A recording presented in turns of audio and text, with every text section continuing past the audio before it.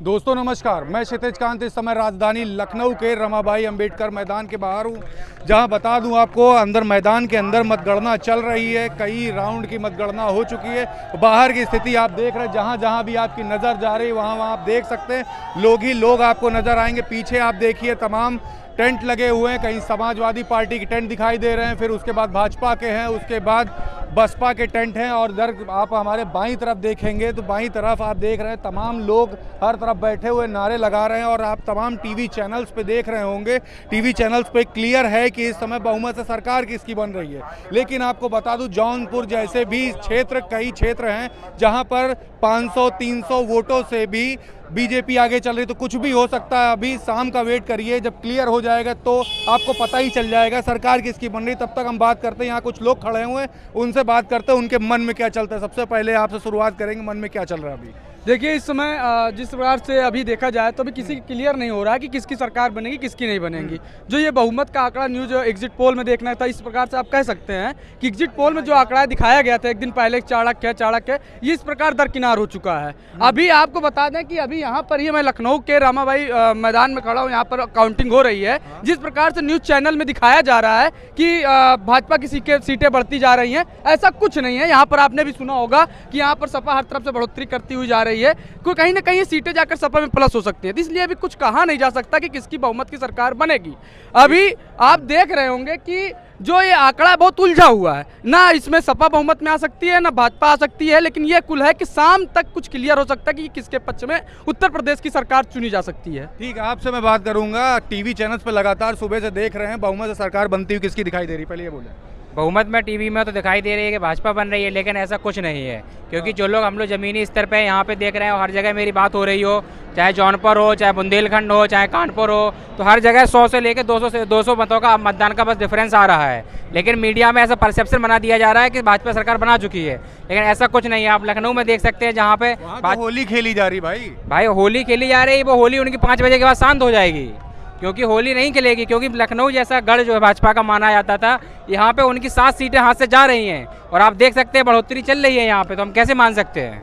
बढ़ोतरी चल रही है, आप क्या कहेंगे? सरकार बनती दिख रही है? अभी तो भैया क्लियर नहीं कुछ कहा जा सकता है।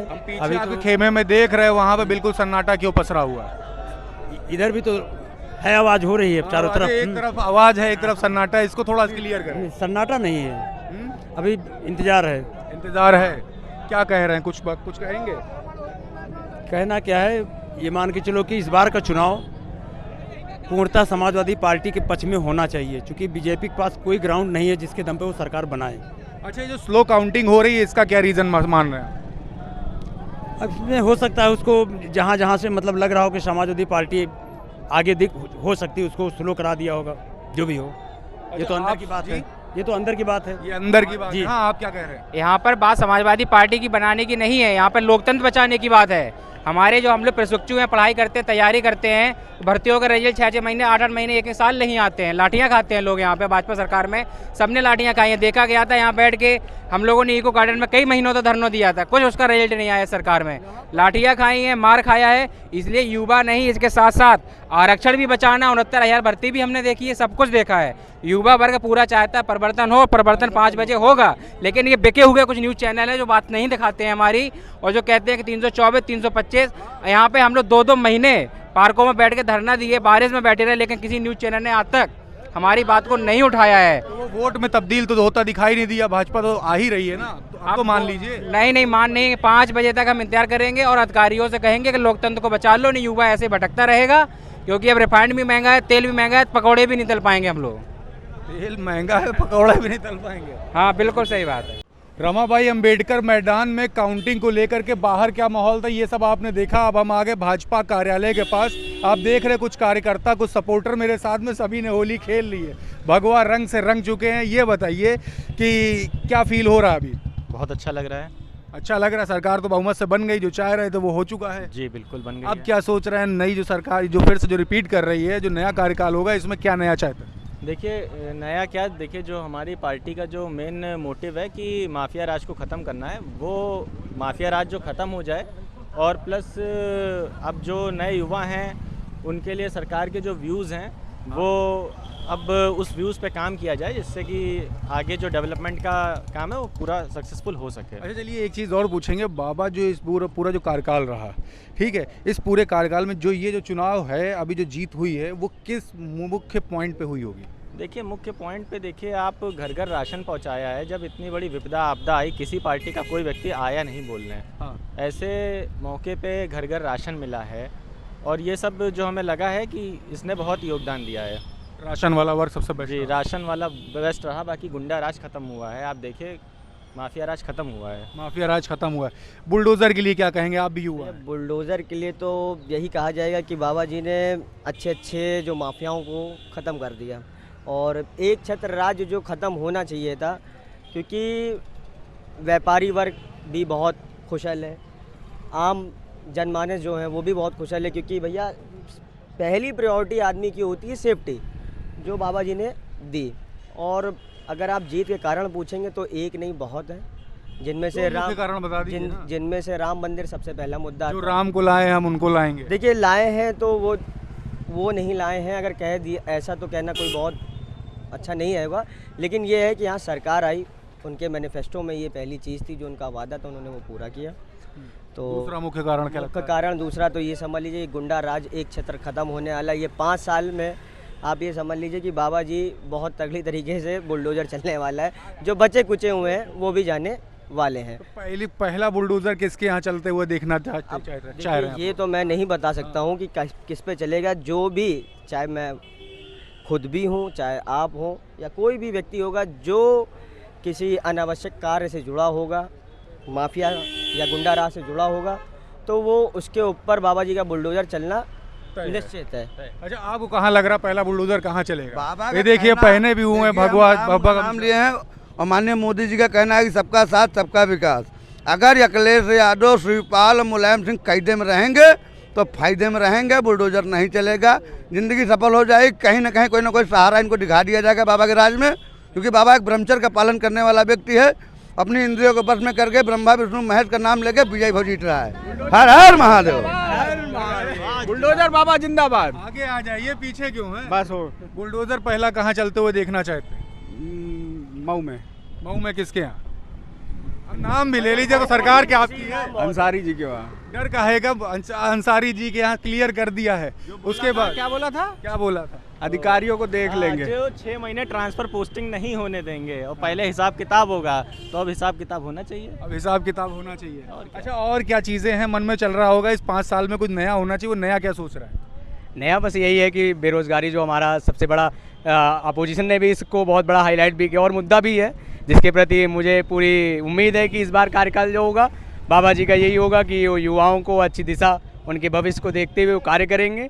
प्लस जितना जो पीछे कार्य अभी छूटे हुए हैं, बचे हुए हैं, उनको भी आगे जो है ये सरकार पूरी करेगी, ये हमको बाबा जी से पूरी उम्मीद है। अच्छा पिछली बार तो 4.5 लाख रोजगार दिए थे, इस बार कितने की उम्मीद है? देखिए भाई साहब ये तो गलत है।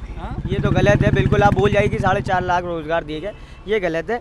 रोज़गार हमारा पहला मुद्दा रहेगा युवाओं के लिए, और दूसरा युवाओं को भी मौका देना चाहिए इनको राजनीति में आने के लिए, जो मेन हमारा मोटिव है, क्योंकि युवा, यंगस्टर ही इंडिया की ही जीत है, यंगस्टर ही आगे वाला आने का समय है।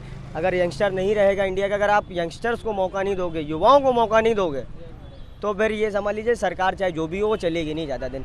तो मेरी एक पहली प्राथमिकता ये भी रहेगी कि भाजपा सरकार इस मुद्दे को बहुत तेज़ी से हाईलाइट करे और युवाओं के ऊपर वो जितना कार्य कर सकते हैं, क्योंकि युवा देश की बहुत बड़ी नींव है।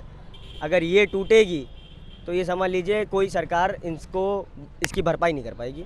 तो पहला मुद्दा तो ये बहुत ज़रूरी है कि टॉप प्रायोरिटी पे रोजगार है, रोजगार प्रायोरिटी है।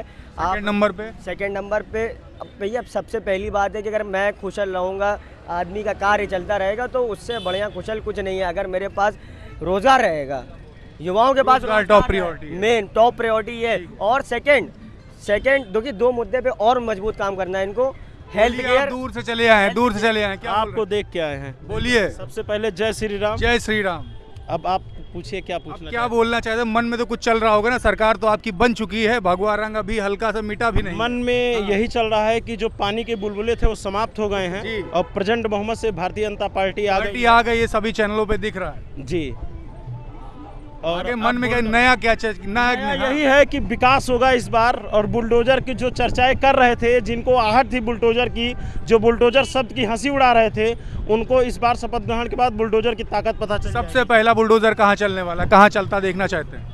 जो जेल में है और जेल से चुनाव लड़ रहा है और जो अपने आप को हीरो साबित करना चाह रहे थे कि 6 महीने तक रोक दीजिएगा, किसी अधिकारी का तबादला मत करिएगा, जो ये ख्वाब देख रहे थे, उनका तबादला खुद इस बार योगी सरकार करने का काम करेगी। नाम ले लीजिए ना, डर क्या है? अब तो सरकार आपकी है। नहीं है, भारतीय जनता पार्टी वाले नाम नहीं लेते। जिनको हम कह रहे हैं वो कान खोल के सुन रहे हैं बहुत दूर तक। मुख्तार अंसारी के बेटे। भैया ने तो नाम ले लिया, आप भी ले लीजिए। सब नाम ले लेंगे, वही मुख्तार अंसारी के बेटे जी हैं। कोई भी हो, जितने भी दंगाई, जितने भी गुंडई है, सब वो बिल में घुस जाएंगे। कुछ लोग टिकट करा लिए हैं और कुछ लोग सवार होकर जल्दी ही चले जाएंगे। बिना टिकट के विभाग ने काम करेंगे। योगी जी के यूपी छोड़ दें? बिल्कुल नहीं, जो गलत काम करेगा वो छोड़ दे। आपको कोई डर नहीं, आप हैं स्वतंत्र। हम तो पत्रकार हैं। आप स्वतंत्र पत्रकारिता कर रहे हैं, तो हमको भी इनडायरेक्टली आप टारगेट नहीं, आपको क्यों करेंगे? जो सही है वो हैं, और सही थे तभी भाजपा सरकार आई। क्या कह रहे हैं? जितने गलत लोग हैं अब यूपी छोड़ देंगे। जितने गलत हैं वो यूपी छोड़ देंगे। हाँ, ये यूपी। ये देख रहे हैं, मैंने सभी से बात की। यहाँ पर ये भाजपा कार्यालय के पास जो लोग हैं जो अंदर सेलिब्रेट कर रहे थे, उन लोगों से मैंने बात की।